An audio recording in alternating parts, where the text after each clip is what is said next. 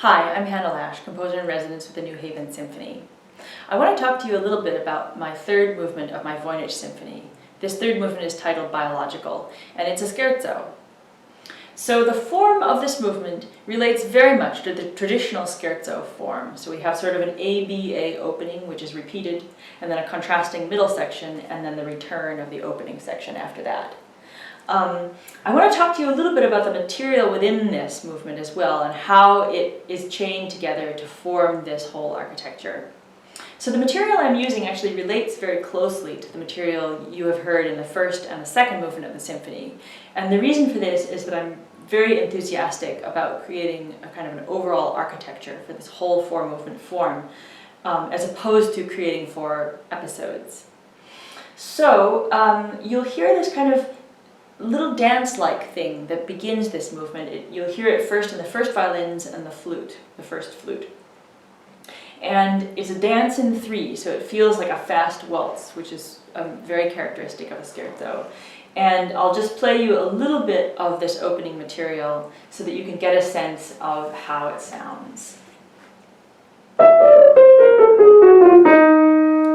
So that gives you really one complete bar, but it gives you a sense of what kind of skipping and dancing we're talking about in this movement. So in the A section of this first section of this piece, that is in some ways the main character. And it's punctuated by lower string pizzicati, and also then the horns, which sort of comment upon it and become, in some sense, a secondary character. And you'll hear them almost fanfare-like, going like this.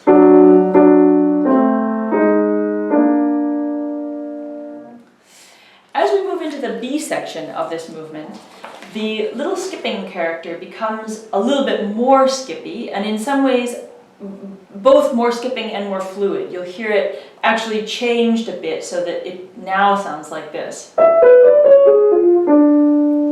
And various ways of kind of linking that to itself so that it can either be shorter or longer.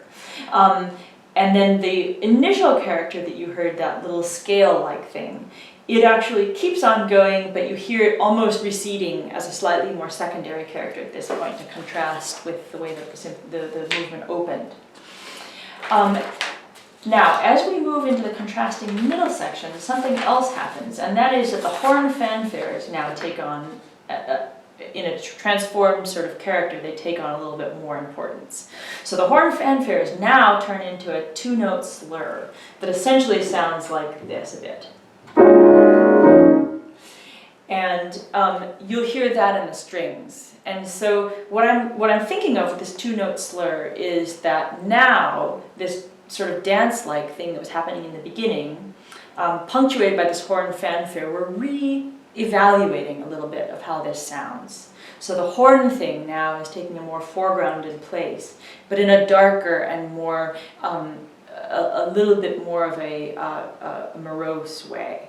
And so the strings are doing this 2-note slur, they're a little bit more serious, and then what punctuates them is very high, very loud trills in the woodwinds, which sound something like this. And I'm thinking of that as almost the woodwinds laughing at the strings, while the strings are more serious.